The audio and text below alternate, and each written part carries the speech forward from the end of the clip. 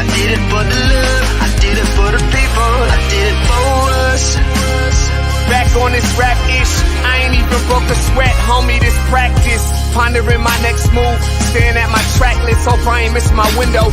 Praying like a Baptist, Seattle's own, tired of this Game of Thrones. They made a list of the best rappers and guess who wasn't on? While the disrespect continues, I'm steady packing these venues.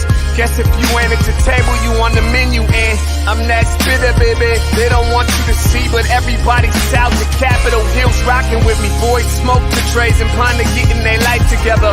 I'm comfortable with my role, so I'm like, whatever. Me, I ain't got a job, but I work hard. And you don't work hard, but you got a job. The irony is I'm judged while you feel the applause. I'm slept on, that's why I had to set this alarm. My dudes is armed, I'm armed with this arm charm. Body banging like she got that cream from Barry Bonds. Yeah. I did it for the city, I did it for the love, I did it for the people, I did it for us. That trade season is here, a real hitter with a mic, I'm everything that they fear. With that hood ain't the same, I was all on their ass, I'm level-headed. So yo, my dudes love when I spaz, and I'm so over Seattle's passive-aggressive attitude.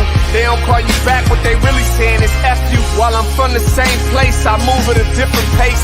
I prefer if you just said it to my face, damn, I did it. I did it for the city, I did it for the love, I did it for the people, I did it for us. Average dudes with they average spit, writing average rhymes, knocking average chicks. The closer I get, I can feel the people starting to shift. I'm loyal to a fault, and everybody can't come with. Rap's a rich man's game, I'm only playing with change. They bang models and singers, I'm knocking my own flame, I'm different. The crowd, I move with the chosen few. Black thoughts, I could be the front man for the roots. No diamonds and gold, I'm on my sticks and stones. If we can see your panty line, you should have on a thong. My team is strong, through this fire we forged a bond. And they already know what it is when I get on to the hearse. Party like it's December 31st. When I'm on my deathbed, I probably cracking my nurse. You ain't got the bars to compete. I'm a verbal athlete, deflating these boys so they say that I cheat. Damn, I did it. I did it for the city, I did it for the love, I did it for the people, I did it for us.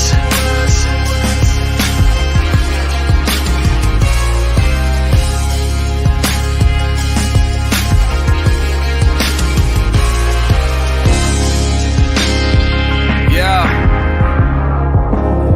I should probably start by apologizing for the long wait, man. You know, I know I be tripping, but I'm not just a rapper, I'm an artist. You know, my creative process is a little bit different than most. Nonetheless, I want to welcome everybody out to the Dre's Experience. I got TCF in the building, my whole camp's here with me. I got the band in here laying this cool-ass vibe. And I'm Seattle's own. Let's get into it.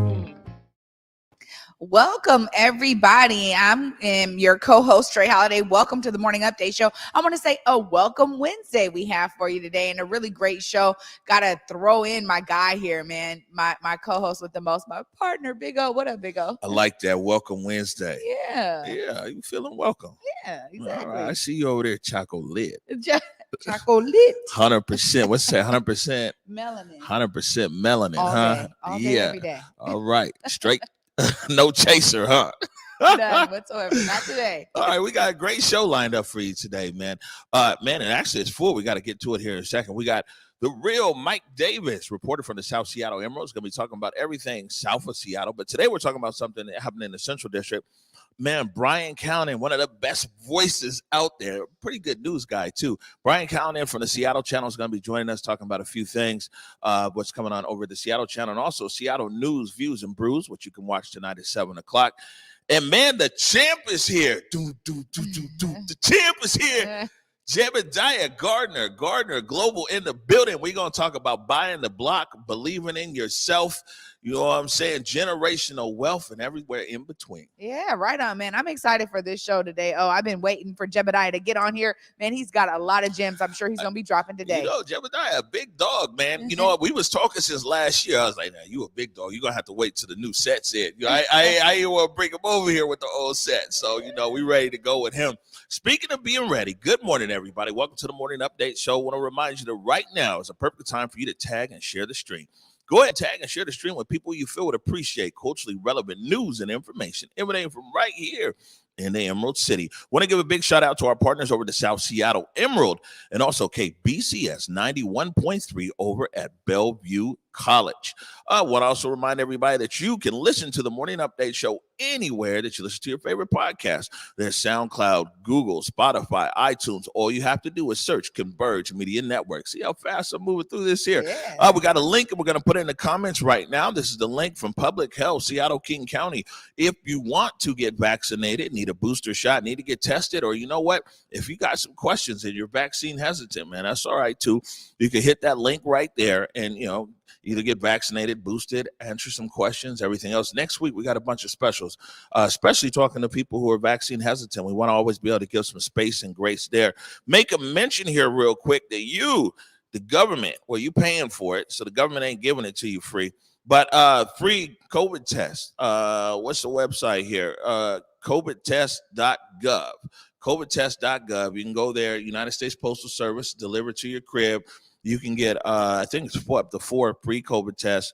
We'll check that out. We're going to skip over the overlay, the foreculture. We'll go back to foreculture. Why don't you bring the real Mike Davis in, please? Hey, what's up? There he is. Hey, what's up, Mike? Great to see you again. Nice to Money see you. Mike. I'm loving starting my Wednesdays like this, man. I always have a good Wednesday when I start right here. This is perfect. Hey, that's what I'm talking about. Yeah, man, it's good to see you. Good to see you. I know we're short on time this morning, so I'm glad that you took a few minutes to pop in with us. There's always some stuff going on south of Seattle, but some kind of big news. It was in the neighborhood in the Central District was the vandalization of the Martin Luther King Jr. mural right there at Fats on Martin Luther King and Cherry. And we've got a slide right here. We'll go ahead and put this up. Yesterday, Mayor Harrell actually said that Seattle Department of Arts and Culture is going to reach out over there to Fats and to the building owner and see how arts and culture can work with them to be able to make some repairs to that historic mural that's actually been up there for decades, untouched, untagged. Yeah, man. I remember when it was Catfish Corner and that mural was there, and it just kind of makes me sad. Oh, to be honest, because it's just another reminder that we lost the neighborhood, man. There was a time there, and some of y'all might not even believe this to be true, but I promise you, there was a time when nobody would be able to do something like that without some real conflict. Like somebody would have stepped up, but I mean, just gentrification, man, it has taken root to our city, and so many people from the CD are no longer in the CD, and man, this is what it is now. So it's disheartening because, of course, it's MLK. It was just his birthday, the vandalism. But it's just another reminder that we lost our neighborhood, man. And I guess that's just kind of a wound that will never fully heal. You know what, Mike? It's interesting you say that because that's one of the points that I was making that, wow, how did somebody even get the chance to do that? But, you guys always got some interesting things you guys are going to be talking about on Clapback. I want to make sure that we give the people a preview of what you guys have coming up tomorrow on Clapback Culture. Oh, yeah, we got it, man. We got a full load tomorrow, so I can't even touch on everything, but I'm going to touch on a couple of things for y'all. Out the gate tomorrow night, we're talking about CRISPR. That's CRISPR. I know a lot of people hadn't heard of it. It came up last week. We're following up. CRISPR is a way that scientists have developed to edit genetic code. It sounds wild. It sounds like science fiction, but I promise you it's really real. There's a scientist in China. He did the first live birth. He took 2 baby girls and he edited their genetic code to be resistant to the HIV strain. And that, in a nutshell, sounds cool. But, CRISPR will also allow scientists to decide things like gender, eye color, height. They can look for traits for ability to play musical instruments, ability to do math, all of this by rewriting your genetic code. And in most countries, they're like, nah, we're not going to do this on humans. In China, they have. So who knows what they're going to do next? Is it going to be super soldiers? It could be anything. We're going to take this a lot of wild places. We also got, and I see smiling, 207. Oh, go ahead. I was just saying, Mike Davis, you seem like the type, though, that might be up for that. Oh, I'm 100% up for that. Man, look, we got these synthetic babies. You're telling me that I can have this 6'10", beautiful trumpet playing mathematician, chess wizard. Yes, absolutely. And you look, man, look. The doctors are talking about doing this for diseases, like making humans resistant to terminal illnesses. But in America, this is going to come down to money. This is going to come down to rich folks breeding this new perfect race of humans. So, man, y'all better get on board. You don't want to get left behind with this one. What else you got for us, man? We got about a minute left for you. Real fast, man. 270 doctors have written an open letter to Spotify demanding that they stop Joe Rogan from spreading COVID misinformation. Me and Julia always talk about censorship, so we're going to dive into that. Arizona just made a move to privatize their state-ran prisons, which in itself is problematic. But when you look at the language of this contract, they promised this private company a 90% occupancy rate in these prisons, which is wild. How can you promise that people will be in prison? That sounds dangerous and scary. And last but definitely not least, out in Florida, Governor DeSantis is at it again. They just got the first approval on a bill. And I wish this was a joke, but this is very serious. They're working on a bill that will prohibit schools and private businesses from making white people feel, and I quote, discomfort during trainings on discrimination, which is wild to me. I mean, we're not talking about the people who have been discriminated against. We're not talking about how discrimination makes us feel. It's, if you tell us how white folks are discriminating about people, you have to do it in a way that doesn't make any white person in the room feel any discomfort, or you're facing a lawsuit. It's wild out there in Florida. Oh my gosh, Mike, I have been cracking up the whole time with these because I am like, you've got to be kidding me. It's like we're in the Twilight Zone, my friend. I tell you, I cannot wait for folks to be able to chime in tonight, tomorrow night on Clapback. You guys are diving into some real crazy stuff. Tomorrow night, 7 p.m. And, Clapback is on Instagram. It's at Clapback Culture. So 7 o'clock tomorrow. Appreciate you, Mike Davis. Told you we get you out of here on time. Thanks. Oh, thanks, Trey. Y'all have a good show. I'll talk to y'all next week. Yeah. Thanks, right. Mike. Bye-bye. Oh my gosh. I can't even, man. All of that. I can't right now. Clapback coming strong, dog. You know what I'm saying? Oh my gosh. You know what I love about it is they can breach the topics that we always get right here on the Morning Update I want show. to be on Clapback. Honestly, I don't, I love you. Right. You know what I'm saying? But I want to be on Clapback. Maybe I can change positions with Mike Davis or something. Oh my God. You know what I'm saying? Their show is lit. Oh, man. So look, we'll circle back around here real quick on For Culture. We want to put this up, be intentional about it. I'll slide right here, and you'll see T-Dub later on the show and talking about it. If you are a cultural producer, man, $1,000 to $12,000 is out there for Culture. It's a grant. Don't worry. They ain't going to come knocking on your door like a PPP loan. You know what I'm saying? It's an actual grant out there for cultural producers. Man, and there's a lot of them here in Seattle and throughout King County. It's a great opportunity. Salman's putting the link in the comments over there. So, if a lot of cultural producers. Yeah, absolutely. I do. And this is why I love these kinds of intentional relief funding efforts. Shout out again to everybody at For Culture who's really making this happen and who's being, connected to community. They've opened up their doors to say, look, if you need help with the application process, you're dealing with application fatigue, as C-Dub points out in her commercial, please reach out to For Culture. They are there to help you through this process. Again, $1,000 to $12,000. And it's a grant, you guys. So if you know of folks that are been out there freelancing, part of the gig economy that really are cultural producers, make sure they know about this funding opportunity because it's out there for them. And again, I always stress this fact. You do not have to be in a business or a registered entity in order for you to apply for this. It's up for all of you guys who have been out there culturally producing. Yeah, good stuff. We come across a lot of cultural producers. That's why I still want to make sure and be intentional about it. Looks like he's saying, I was asking someone, we was doing sign language over here talking. I said, is Brian there? He's like, what? What? I can't hear you. I said, is Brian there? What? I can't hear you. Speak up. All right. Let's see. We got a handcrafted motion graphic here somewhere in there. There it is. Oh, look at it. Ready for the fight. Brian Callanan, host and moderator, Seattle Channel, and also the co-host of Seattle News, Views, and Brews with David Crowman. We're going to take a quick break. When we come back, we're joined by Brian Callanan. You're watching the Morning Update Show.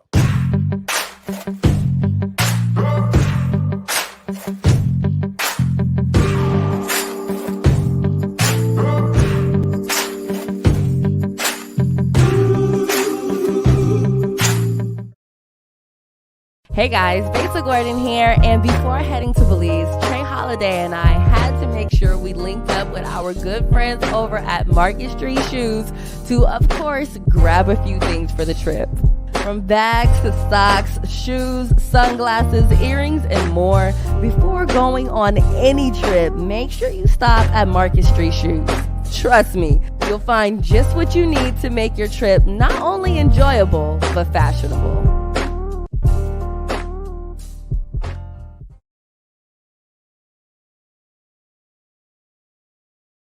Hey y'all, T-Dub here, letting you know about another art funding opportunity. For culture recovery funding for individuals is available now, and here's what you need to know to apply. Are you a cultural producer who has been impacted by the pandemic? If you answered yes, but what is a cultural producer? Well, you are a cultural producer if your work, paid or unpaid, is dedicated to creating cultural experiences in any discipline or at any stage of your career. Some examples include exhibit designers, museums educations, archivists, restoration professionals, curators, history researchers, artists, of course, and more. In understanding that grant language can sometimes feel exclusive to specific people, using terms like cultural producer is one of the ways For Culture seeks to broaden its scope of applicants. In other words, this funding is for you. And look, the application fatigue is real. I get it, they get it. But the For Culture staff is here to walk you through it. They have grants from $1,000 to $12,000, so please don't miss out. The deadline to apply is Wednesday, February 2nd. Head to forculture.org/recovery to get information on virtual group workshops, application support, language translation, and more.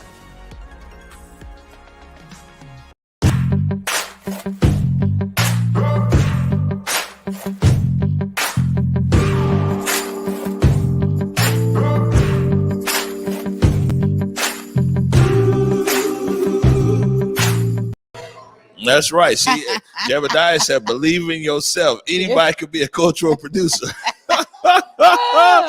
All right. Welcome back to the Morning Update Show. You see a nice bumper right there. Seattle News, Views, and Brews on tonight at 7 o'clock. Let me go and grab my sheet here. And Salman, can you please bring in Brian Callanan? There he is. There he is. Hey, how's it going, y'all? Hi, Brian. Good to see you. Back at you. Welcome to the booth of truth here. Thanks for having me on the show. The booth of truth. This guy just always sounds so good. He just come on the show and between him and Tony B, man, I just get blown off the stage every single time. Every time. Kind of you. What's up, though, Brian, man? I know you only got a few minutes this morning, too, so I'm glad that you made a few minutes for us. And we've actually got a few slides we want to talk about here, and then we'll talk about tonight's show, Seattle News, Views, and Brews. And the first one right here says that the King County Regional Homelessness Authority and the City Council looks like they got together and chopped it up. You know, it must have been a big money conversation. What was it all about? Well, this is actually something that's coming up tomorrow, Omari. We've got a meeting between the King County Regional Homelessness Authority and the City Council. It's happening in the committee level, and it's happening on Thursday. And what I think is really interesting about this and researching this, what the Regional Homelessness Authority is talking about, among other things, the response they had to the winter storms, that was certainly important. But also looking at this, they've been talking about how we measure how many homeless people are actually in our region. And this is a big deal. You might remember from those point in time counts we've had over the past couple of years here, they'd measure maybe 11, 12,000 people out there, something along those lines. Those are always undercounts. And this is something that's very important to the RHA and Mark Dones. He's saying, well, take a look. There was a report back in 2019 from King County that said we might have as many as 45,000 people who are homeless in our region. And I wouldn't doubt that in terms of the times that I've been on the one night count, because it's interesting to see where people are hidden. And when you actually go out on that count, you will find that a lot of that counting is dependent on how good the volunteer is who's doing that type of work. So I'm interested to see how that is going to happen. The RHA is going to be talking about that with the City Council Committee on Homelessness tomorrow on Thursday, and they'll be talking about hopefully creating a new system. They're going to be putting out to bid over the next year or so, trying to find a better way to measure the problem we always talk about with homelessness there. If you don't have a great idea of how to measure that data, it's very difficult to look at the scope of the problem. And I'll also say this, the actual work they're talking about, going out and getting a by name list, that's really difficult because, as you might have seen in a number of different camps out there, unauthorized camps, sometimes people don't have identification, things of this nature. So I'm very interested to see how the RHA is going to go forward with this and kind of their alliance with the city council as they move forward. This is really the first meeting of the year between the RHA and the city council. We're going to have to see how this partnership goes going forward. Is this also like an accountability meeting? Didn't the city of Seattle write a $100 million check to the King County Regional Homelessness Authority? That's a good point. I will also say, though, the RHA was asking for a little bit more money at the end of last year during the time that the council was working through its budget process. The RHA was looking for that high acuity shelter somewhere around the downtown region there. The city council didn't give them all the money they were looking for here, so I think there's going to be some discussion about that for sure. So the dollars are a big part of this, as we've been talking about over the last several months here. This is a process where the city of Seattle is moving, as you say, more than $100 million over to the RHA so they can take this regional approach here. This is the big regional approach that all of our city leaders and county leaders have been talking about over the past several years. Now it's really time to figure out if it's going to work because the RHA really takes those dollars in at the start of this year. We'll see what they do with them. Yeah, this is something that I think a lot of people in community are going to be paying close attention to. So thank you for summing that up for us, Brian. Yeah. Up next, you also have partisan politics and snowplows. We have an overlay here. Tell us a little bit more about this. This is something interesting. It's something that David Croman is working on in the Seattle Times. He's got an article out there that I really suggest you read. He's the transportation reporter from the Times. So he not only knows what's going on with all the city issues, but he's taken a really close look at these transportation issues. So you remember the big snows we had around Seattle just a couple weeks ago? Well, they were really big on the east side of the mountains, and that's really where this is breaking down. Kittitas County. So basically you go east of Snoqualmie Pass, right? That's where the King County line is. Kittitas County is over there. So Kittitas County had all this snow on the ground. And they said, hey, DOT from WashDOT, we know that your drivers are all over the place. We know that you have a shortage of drivers out there. Let us help you out and plow some areas here around Roslyn and Ronald, some of those areas up there in Kittitas County. WashDOT said, well, you know what? Your drivers don't have the vaccination status that we're looking to have for all of our drivers here. So we're actually going to go with a private contractor on there. That set off a big furor over this whole thing. And I guess it just kind of tells you where we are right now when you consider that something as seems to be as simple as snow plowing has turned into a big partisan issue. WashDOT, from its perspective at least, is saying this is all getting blown out of proportion. Everybody's got a shortage of drivers, including the state of Montana. They don't have a vaccination requirement over there. They have a shortage of plow drivers. Over here, we're talking about something where the governor and WashDOT is really trying to move through with this vaccination requirement with the employees here. And so we're really seeing that clash between East and West in Washington. It's been around for many, many years, as you know. It's really come to a head with this one. I was gonna say, man, it's always been a clash between East and West, and actually living here in Seattle, it's been a clash between Seattle and the Seattle rest and of the Seattle, state. yeah, a lot of times. No, Yeah. it's just one of these really interesting issues to watch it play out here, Omari. I think that the goal is definitely to keep things plowed, keep things safe, but in this instance, at least, that was such a big storm we were talking about a couple of weeks ago. It was something where WashDOT was saying, hey, there are some areas where we don't even want to send drivers because that's unsafe. So a lot to sort through here, a lot of different spin, but I want to make sure that people read that article that David Croman wrote in the Times because it's a really interesting insight into where we are, I guess, as a region here when it comes to responding to COVID and when it comes to responding to winter weather. All right, and then next up here, man, got a new city council member. This is position 9. We'll put the slide up here, Salman. It looks like you're gonna sit down with Sarah Nelson over there on the Seattle channel. New in office now, man. What are you guys gonna be talking about?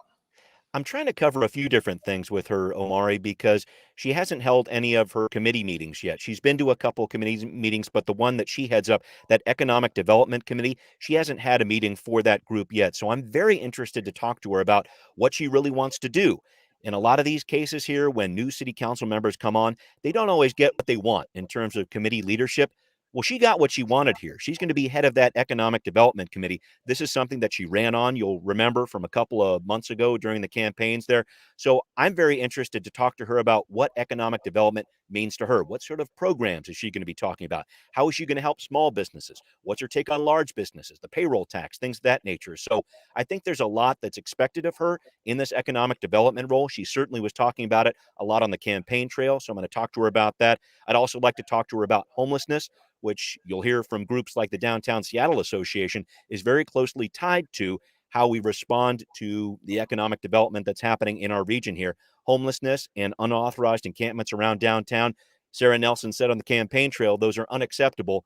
I know a lot of people have said that. So what do you do about that? So I think this is really my first time to be talking with her on Council Edition, which is the show that's happening here on Seattle Channel. So I'm looking forward to covering those issues with her. Public safety too. I mean, that issue that we covered last week, Omari, with the ruse that was used by SPD. I'd love to get her take on that too, because I don't want that to be a one and done kind of deal with a press conference. I really want to see the city council press with that and the mayor press with that in the weeks and months ahead. So plenty to talk Good about with for her. you, Brian, because a lot, you know, I mean, there's very few people in the media here in Seattle that are really even pursuing this, and it's really kind of crazy that how quiet, especially our legacy media here in the city is. So that's good. If I can throw a question out for you, maybe you could pose. Is that, you know, what's the approach for all 7 districts? You know, I mean, we reminded people previously. We reminded them that everybody here has 3 city council members. That's right. And they have 1 elected to their district and 2 that are citywide. And oftentimes, certain people in certain districts really feel overlooked by all 3. And so it'd be interesting to understand Sarah Nelson's approach to engage in all the districts across the city. Yeah, it's a very important part that you mentioned there, Omari, because we have 2 citywide council members in Sarah Nelson and Teresa Mosqueda. So reaching out to them is very important. And I think I have to say, just over the years that Seattle has had this district system for the past 6-7 years here, it's been difficult for the city to kind of figure out its identity when it comes to that. Who do I talk to? Who do I connect with? Yeah, there's the district piece, but who's connected to these other pieces? It's super important for people to know what committees are involved with the city council too, because if you can make a link in that way, that's a great way to get yourself on the agenda, I would say. Councilmember Lewis is still head of the Committee on Homelessness, so he's a good person to reach out to. With some issues about that. Public safety, it's still Lisa Herbold. That's a great way to get involved too. So I hear exactly what you're saying. How Sarah Nelson approaches this citywide role, it's a bit of a nebulous thing, but I'm hoping to get some more answers from her on Council Edition on Seattle Channel. If you can, folks out there, hit me up at Callanan Seattle on Twitter. I really do want to get questions from the public. This is a show about you, not about me. I want to make sure that I get your questions to her, so make sure you ask them, please. It's a great opportunity to do that. And I think you're absolutely right. I mean, now's the time for us to be holding council members, accountable to all the things they said during the campaign trail. Brian, what can folks expect tonight on Seattle News, Views, and Brews, my friend? We're going to be talking about all those issues and a lot more, Trey. We actually did a little bit of follow-up in terms of what's happening with that ruse investigation. We'll be talking a little bit more about that, what the interim police chief said, what the mayor said about that. We're also looking at some of the different committee assignments for the city council. And I know that might sound like a snoozer, but this is super important stuff. When you figure out where these council members are assigned to, that's really where the sausage gets made. You know what I'm saying? In terms of how this work goes forward, how legislation gets handled. So we're talking about those issues. We're also talking about what's happening with COVID cases in our region here. Again, we really haven't seen that peak here in Washington state that some other states have had in terms of the Omicron variant. So we're covering a whole ton of issues there. And I really look forward for people checking it out. 7:00 tonight on Converge. All right, good stuff. Brian Callanan, one of the best voices in the business. And covering so many things, man. It's amazing. And I'm definitely appreciate I got to keep it juggling here in the booth. You know. Yep, there you go. Yep. The truth booth. That's right. I like that. Thanks for having me on. Brian. All right, we'll talk to you soon. Bye, Brian. Oh, man. Yeah. Want to encourage everybody, 7:00 tonight, Seattle News, Views, and Brews. Brian Callanan, David Croman. David Croman, you know, he's over there at the Times now. Transportation. I never knew transportation was his bag, but this guy, you know what I'm saying? He's going deep in these transportation stories. Yeah. Absolutely. And the one thing is that, you know, as Brian was saying there, it really, the way that he writes, it brings community into these issues. Sometimes you don't think, oh, is that important to me? But then the way that he's covering stuff, it's like, wait a minute, hold on, that does affect me. What's going on? Let me tell you something. Let me get this camera right here. If you black in America, the history of transportation definitely means something to you. You know, usually transportation has been used to divide our community. Look at the city of Durham, North Carolina, build a freeway right through the business district. You know what I'm saying? Like, if you look at the history of transportation in America and where roads have been designated and neighborhoods are disconnected from services and everything else, man, you should always be paying attention to transportation. You know what I'm saying? In the city or across the state. All right. I got a nice handcrafted motion graphic right here. Look at that good-looking brother on the screen. Jaebadiah Gardner, CEO of GardnerGlobal, is in the building. You know what I'm saying? Got a Sonics jacket on, everything else. Yeah, I see you over there. Man, we're going to be talking about some of everything. Buying the block, generational wealth, and, you know, believing in yourself. Take a quick break, and the Morning Update show continues. Hey guys, Belle Gordon here, and before heading to Belize, Trey Holiday and I had to make sure we linked up with our good friends over at Market Street Shoes to, of course, grab a few things for the trip. From bags to socks, shoes, sunglasses, earrings, and more. Before going on any trip, make sure you stop at Market Street Shoes. Trust me, you'll find just what you need to make your trip not only enjoyable, but fashionable.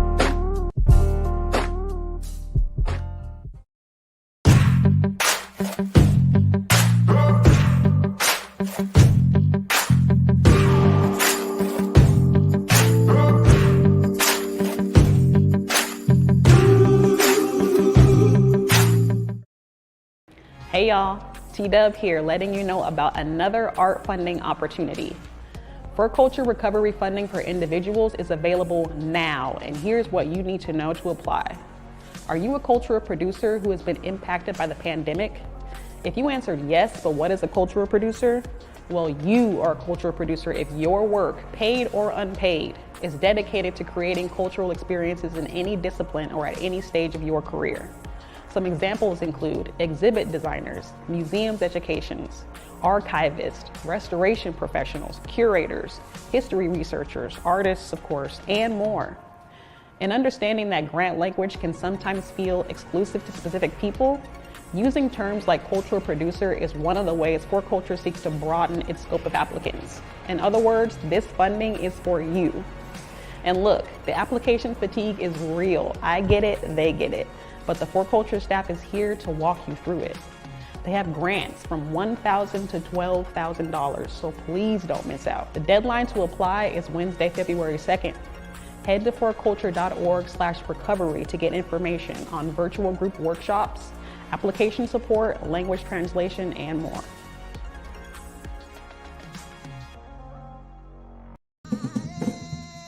In the depths of Belize, the travelers come across the waters, harvesting with their hands, learning of resilience rooted deep in the lands.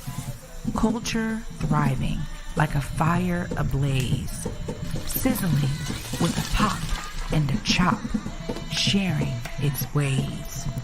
Knowledge simmers and grinds into the hearts and minds, cutting away from the surface stories and colonial lies, boiling it down, breaking its shell as the truth pours out and gets plated collectively with love, spooned into bowls, feeding the soul. Garifuna, alive and strong at Palmetto Grove. All right, welcome back to the Morning Update Show. I'm your co-host, Omari Salisbury, also known as the Big O. I need me a booth of truth. Brian, count it. What a welcome to the set right now. Man, businessman, entrepreneur, motivational speaker, author, all-around good guy, and also my neighbor, Jaebadiah Gardner, CEO of GardnerGlobal. How are you? I'm well. Thank you for having me, Big O. Yeah, no, man. Welcome to the Morning Update Show. This is lit. This is lit. Yeah, and you've automatically gained some extra points because you're here in your Sonics jacket. Extra points, man. This is 25 years in the town. Yeah, that's what I'm saying. It's the thoughtfulness, though, of coming on the set wearing a Sonics jacket. Well, I mean, there's always some messages and some subtlety out here, man. Bring back the Sonics, man. Stop playing. All right. So before we jump into it, like, we know you well, but why don't you go ahead and tell everybody, man, who you are and what Gardner Global is all about. Indeed. My name is Jaebadiah Gardner, CEO of GardnerGlobal. We're a privately held holding company here in Seattle, Washington, headquartered in Post Alley. If you've ever been to our office, we call it the AKA the Bat Cave, AKA the HQ. We're specialized in real estate development, multifamily housing, affordable housing, workforce housing, market rate housing here in the city of Seattle. You build stuff. We create stuff. That's even better. That's even better.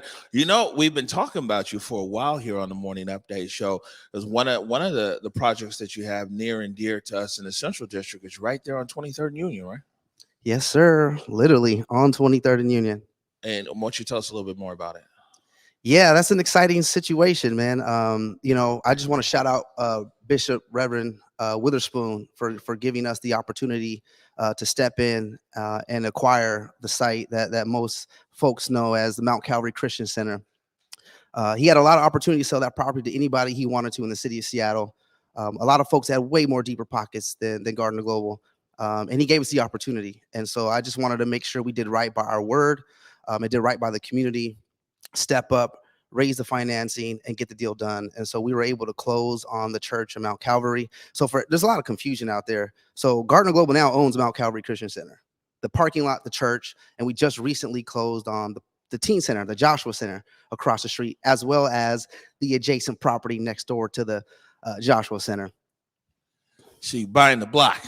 Literally. I mean, some talk about it. We're really about it. And now, okay, so you got the land. What can people expect for you guys to develop there in the coming years? Yeah, you know what?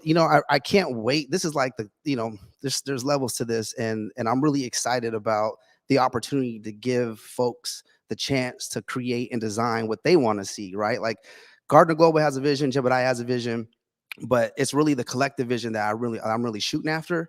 And so what the building looks like, how the building feels, how it interacts with the community is really something that I'm hoping I tap in a few key people in the community to help us realize that vision. So we're looking at, on the Mount Calvary site, the actual church site, we're looking at a 7-story building. We're looking at a minimum 196 units, at maximum 284, studios, 1 bedrooms, affordable. Like I want to say 80% of the units are going to be affordable, and everyone's like, well, what's affordable? Man, if you can cough up $1,500 to $1,800 a month for rent, and the low is $1,200, we're gonna have some units for you. So I heard Mike earlier saying, we done lost the CD. The CD is black and it's back because there's a black owner who bought this. Hello. Hey, Jaebadiah is in the building, and he brought his swag with him too, and it's very welcome here. And that was a big deal. What I saw was like at least one part of it over $40 million. Well, that's going to be the total cost of the project, right? So, last year in 2021, 2020 and 2021 was tumultuous years for everybody, right? COVID, there's 17 variants running around. It's tough for businesses. We fought through it and collaborated with amazing individuals in the city, tapped into some folks who've been in the city for 6-7 generations, family offices who really support the vision, a lot of mission alignment, and stepped up and supported us, right? Like I don't come from a background of wealth. I don't come from a background of trust funds. I don't come from a background of just ready, accessible resources to just throw at these sites so I can just purchase. I've been in business for 13 years. It'll be 13 years in March. So a lot of confusions around like, oh, well, Jay just came from, wherever. Well, really, like, this is out the mud. This is out the mud. It's amazing because, I kind of get that too. And this is 20 years in the media business all over the world. It's funny because people are like, man, Omari is overnight success. There's no such thing, you know what I'm saying? Because cats don't see the grind. They don't see the hustle, the persistence. They don't see the tears. They don't see the lost family members. They don't see the lost friends. They don't see the side swipes and the haters. They don't see any of that, right? Because like I'm about being positive and keeping it uplifting, especially for our people and our culture. So I don't want to share any negativity. You know what I'm saying? I want to share the wins that we got because it's a collective win. Just because Jaebadiah and Gardner Global and partners were able to acquire some real estate on 23rd and Union, which is an historic site in the city, that's a win for all of us, yo. I was gonna say, well, actually a few things. One, man, it's great to see some Black folk owning that property over there. And I'm really glad that, you know, in a sense it stayed in the community, you know. And I think what's also good too, what intrigued me about you, why I really started following you, was that you're showing that there's a few different ways to achieve the same goal, right? Because there's a way that we're all very familiar with. You know, the Office of Housing in the city of Seattle over the last few years and the housing levy, they've put an incredible amount of money into housing and affordable housing. And that's been a route that's worked. We see a lot of buildings around the city that are coming up. They've partnered with different groups, First AME, Mount Zion, Africatown Community Land Trust, Ethiopian Community Center, and on and on. But there's also the private route. Yeah, you know, there is a private route. You know, man, without saying too much, you know, I just know where our strengths are and I play to our strengths, right? And really it's all about relationship building. And when you play the private route, man, it's more than just business, it's more than just dollars and cents. It's about like your heart.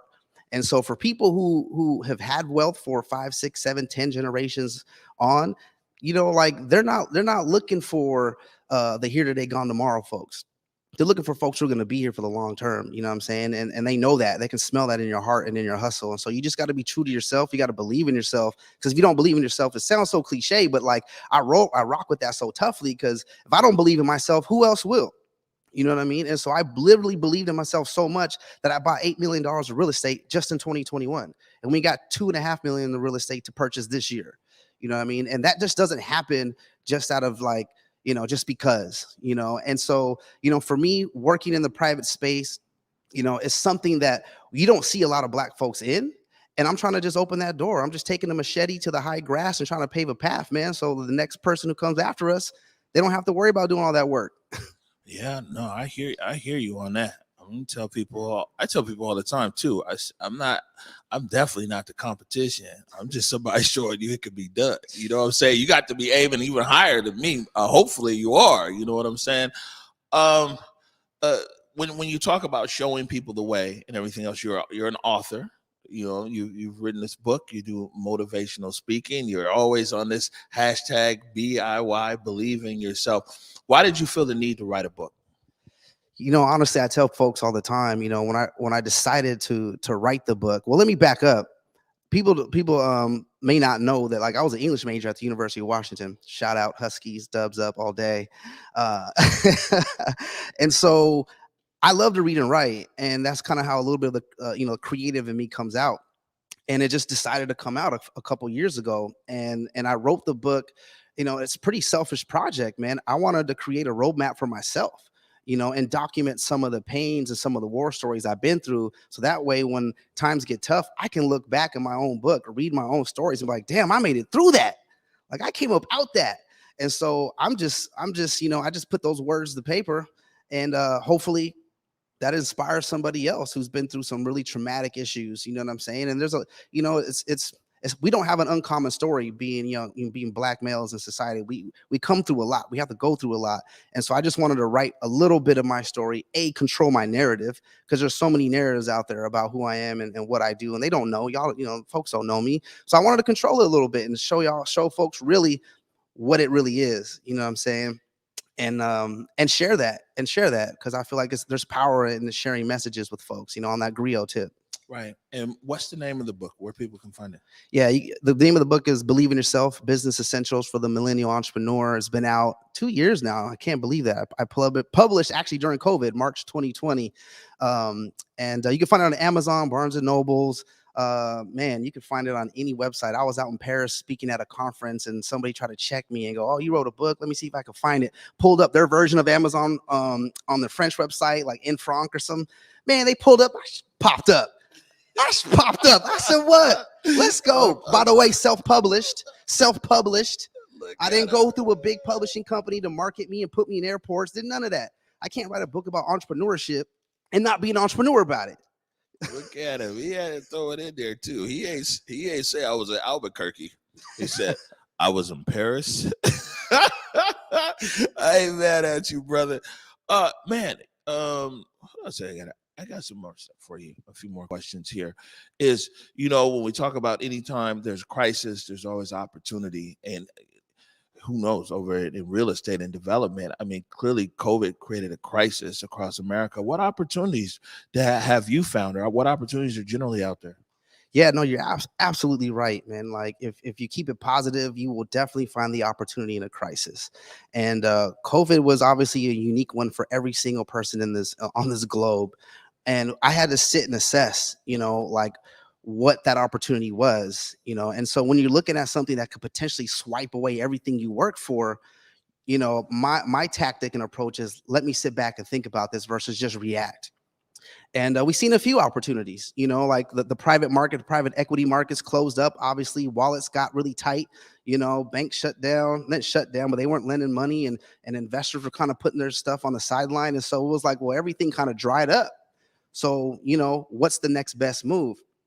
And, one of the things that I know about being in business, especially for 13 years, is you just got to outlast everybody. You got to be the last man, last woman standing in the ring and get through it. What they say, tough times last, sometimes don't last, tough people do.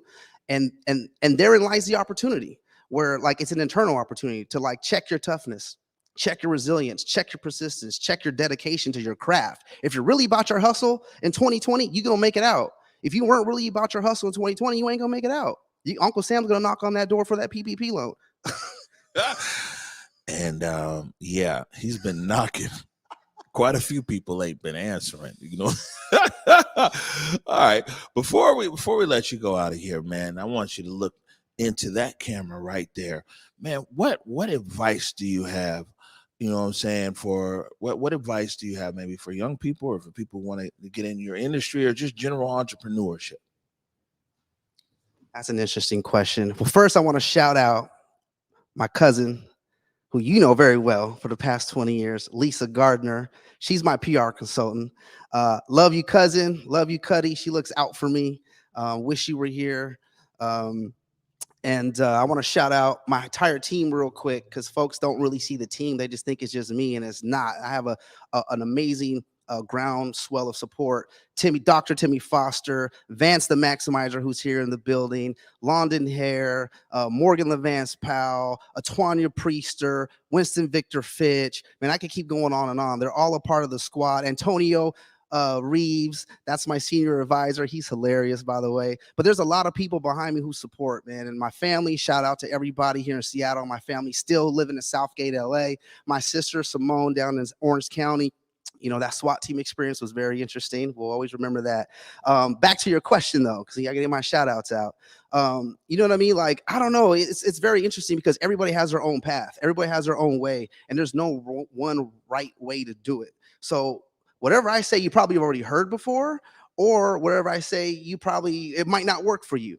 But from my personal lived experience, I'm only a master of my experience, is like you just can't give up. Number one. Number two, you got to believe in yourself. You got to believe in yourself, whatever that means to you. If it's writing sticky notes in the mirror when you wake up, if it's talking to yourself throughout the day, whatever your routine is, you got to get a routine to convince yourself because the mind is so powerful. There'd be no way when I was 13 years old living in Southgate, California, to ever dream of the fact to think that I have $125 million of developable opportunities in the city of Seattle, 600 units, and over a third of those are going to be affordable housing. There was no way I can comprehend that at 13 years old. I had to think through all of this process and think through all of the support that was there and just shoot for the moon. So when people tell you no, Don't listen to that. Don't pay attention to the naysayers. And there's gonna be people who are gonna come after you. They're gonna want to take away everything you work for. But you know what's like the best? I guess the best piece of advice I could say is there's no substitute for hard work. If you put in the work, no one can take it away from you. Period. So put in the work. Don't shortcut. Take the stairs. Don't take the elevator. Because if you take the stairs, guess what? When you're on that elevator and it breaks down, you'll know where all the exit routes are. So keep your hustle up. Believe in yourself. Let's build wealth. Let's do this together. And we here. And get excited because a black person just bought up a whole block of the Central District. So when they say it's not black, it is. It is. Stand up, Seattle. Stand up, 206. There it is right there. And when Jaebadiah is done with all his development, we see a rap career coming on. Hilarious. I will say this is that something we say over here all the time. It's not mine, but that hard work will always beat talent when talent refuses to work hard. And we just show up here every day. And man, we just work hard as we can. Don't quit. And commitment, you know, what we see here at Converge is just every day showing up, you know, good, bad, and ugly. I got one more thing for you. Mr. Maximizer, could you pass me my phone real quick? You said something about for culture and a grant or something. I don't know. What can you repeat that again? Like, just tell the folks what that is. For culture, they got a grant going that's for cultural producers for $1,000 to $12,000 for people who, you know, they're in that space. Cultural producers kind of broad. I think they use that term intentionally, though, to be able to get as many people in there. But people who are impacted by COVID or were put off, and so they got a nice bag.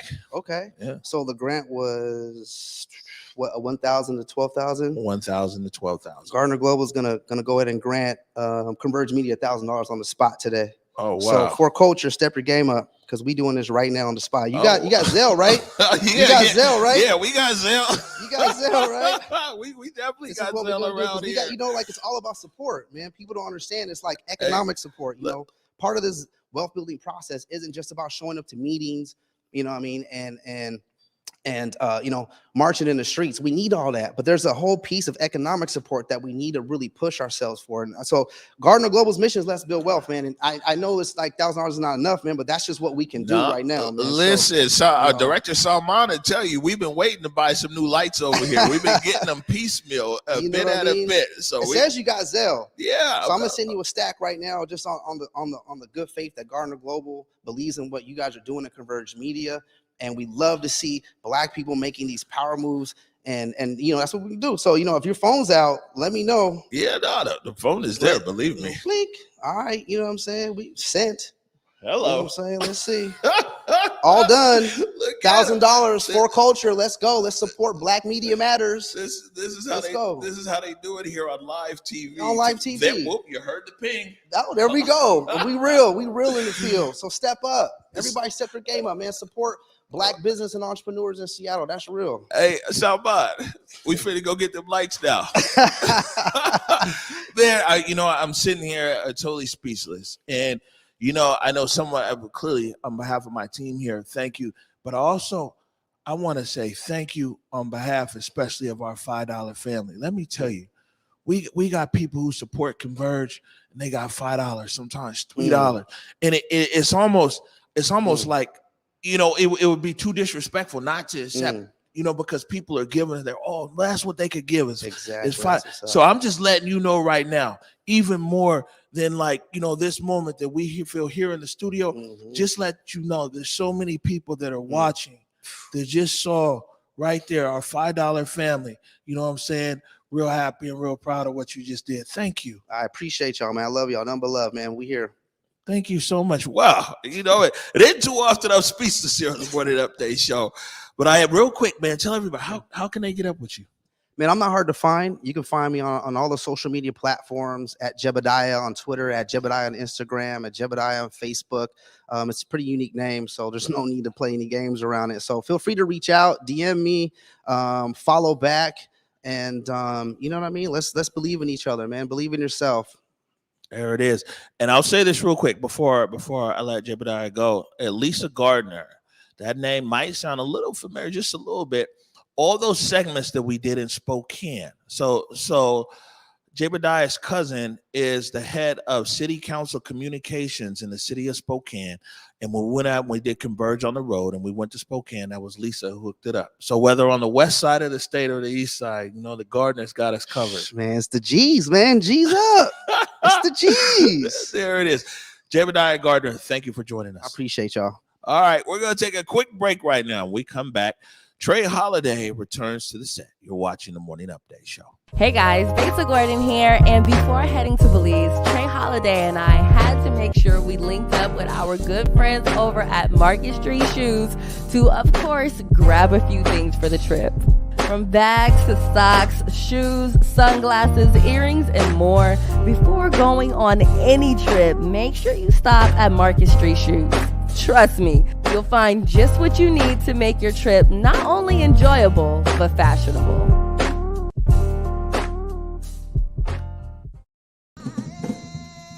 In the depths of Belize, the travelers come across the waters, harvesting with their hands, learning of resilience rooted deep in the lands, culture thriving like a fire ablaze, sizzling with a pop and a chop, sharing its ways. Knowledge simmers and grinds into the hearts and minds, cutting away from the surface stories and colonial lies, boiling it down, breaking its shell as the truth pours out and gets plated collectively with love, spooned into bowls, feeding the soul. Garifuna, alive and strong at Palmetto Grove. We invite you to be our guest at Disney's Beauty and the Beast. It's a tale as old as time in a brand new production by the Fifth Avenue Theater. Return to the magic of live theater with one of the most enchanting musicals of all time. Disney's Beauty and the Beast at the Fifth, January 12th to February 6th. Tickets at fifthavenue.org. All right, welcome back to the Morning Update Show. How about that? That was a great segment there with Jaebadiah, and I knew he was going to come with that fire, man. He always got that energy, and honestly, it really was invigorating. Not just about this, donation he wanted to give to Converge, but literally putting your money where your mouth is and being intentional about how he's doing his business and being able to be a great example for other folks who are looking to figure out their way in life. Just beautiful all around. Yeah, we finna go get some lights. All right, now. All right, we will go 1 or 2 minutes overtime here, but I didn't want to get off air today without acknowledging this. The passing of Andre Leon Talley, and a fashion journalist, one of the creative directors over there at Vogue magazine, towering, 6'6", from North Carolina, went to North Carolina Central University and transformed the fashion space. So we got a clip right here from CBS Mornings. Andre Leon Talley, the longtime creative director for Vogue magazine, has died at age 73. Talley, who was 6'6", was literally a towering presence at Vogue and blazed the trail for Black people in the fashion industry. Talley lifted himself from humble beginnings in North Carolina and found the spotlight in New York City. A fashion editor with a vast knowledge of its history, who had a colorful sense of style himself. Andre Leon Talley used his talents to carve a unique position in an industry not known for being especially welcoming to African Americans. Culture journalist Travell Anderson. I think it's important for us to recognize that he did face a lot of racism in his time. And his way of navigating that was just by biting the bullet and pushing through, because he saw something for himself on the other side. Born the grandchild of a sharecropper to become one of the most powerful Black people in fashion history, Talley used his Southern perspective, formal education, and drive to succeed, catching the eye of New York's fashion elite, including Vogue magazine editor-in-chief Anna Wintour. She made him the magazine's first Black creative director in 1988. Talley spoke to Gayle King in May of 2020. I felt I had no pressure. I felt it was important to simply represent the outstanding excellence for the firms that I work for Women's Wear Daily and Vogue. I sat on the front row. They didn't have me there because of the way I looked. They had me there because of my knowledge and my smartness. But while Talley says he's grateful for Wintour, he says the two did have a falling out, professionally and personally, when he says she unceremoniously uninvited him from hosting at the star-studded Met Gala in favor of a younger so-called social media influencer. Where would you say your relationship stands today? Because it does seem a tad messy. I think my relationship is in an iceberg with her. I hope that it will not be that forever. I think it's in an iceberg with an ice flow. On Instagram Tuesday, fashion icon Diane von Furstenberg paid tribute to Talley, saying, "No one saw the world in a more elegant and glamorous way than you did. No one was more soulful and grander than you were. The world will be less joyful now." He was a titan. He opened up so many doors, put so many cracks in ceilings that he himself could not break. It's a complicated legacy, but it's a beautiful one nonetheless. Wow, I'm over here just like, whoa. Monitors, huh? I mean, what an amazing legacy again. I'm glad that we made space for that clip today, Yeah, and journalists as well, fashion journalists. Yeah. North Carolina, Martinsville, North Carolina. Went to North Carolina Central University, HBCU, home of the Eagles. There you go. Yeah, no. All right, so we're over time, so we'll run through a few things here. Oh, Tomorrow, we're joined by Julia Jesse. Oh, no, there it is. Julia Jesse, host of Clapback Culture. She's going to follow up on what Mike's talking about. Now, Mike said he wanted one of them synthetic babies. So let's see what Julia says. Goodness. They hardly agree on stuff. So we'll see what Julia Jesse says. And then also, Besa Gordon. Besa is going to check in. We got another Rewind with Besa Gordon from right here at Converge Media, and also on air Cube 93, and also Jammin' 107.5 in Portland, and also B95 in Fresno. In case you didn't know, Besa Gordon's lighting up the West Coast. Yeah, straight up, man. Shout out to my two sisters. Glad that they'll be on with us tomorrow. Yeah, good stuff. All right, any last words before we get out of here, Trey Holiday? Oh, I gotta pay homage to Jaebadiah Gardner. You guys, clearly he has seen himself as a part of the solution in the ways that he can. Honestly, when you have that passion for your community, that passion to do something different, to change the world, please find a way to get out there and see yourself as part of the solution. And I hope you guys are really inspired by the stories that he shared today about his way of doing just that. Yeah, no, fantastic. Definitely got to give a big shout out to Jaebadiah, man. Thank you. And thank you for leading by example, by the way.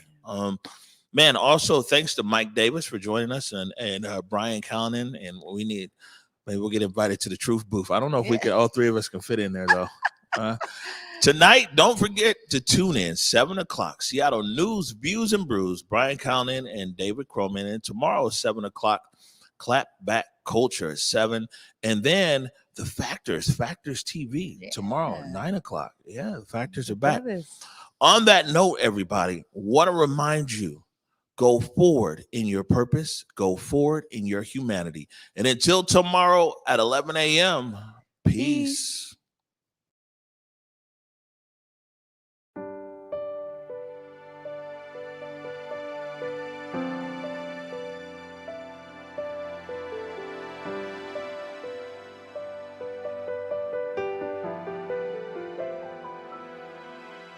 What do I see through a lens of fear?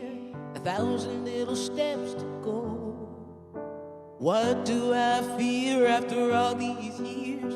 Lord knows I don't even know. I've been running on the edge of a sundial, sleeping in the shadow. I've been begging you to see me, then hiding beyond the unreachable. Looking out left on a right-hand turn, just trying to make a deal. A lazy shoes and love is a love that turn. That's the kind of food that heals. I've been searching for the end of an era, waiting to be ready. The world is bigger than a moment. Be steady, that's how you can feel it's real. But I feel naked.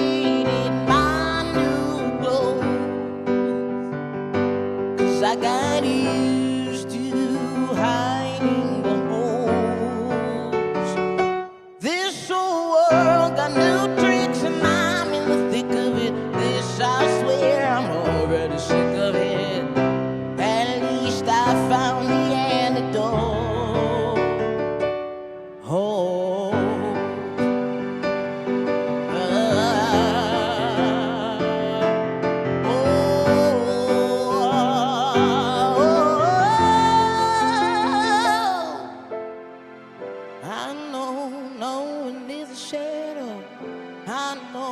no one is a shadow. I know no one is a shadow. I know no one is a shadow. I know no one is a shadow. I know no one is a shadow. I know no one is a shadow. I know no one is a shadow.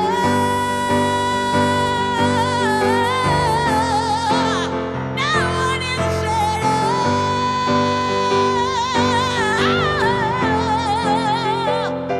But I feel naked in my new clothes, 'cause I got it.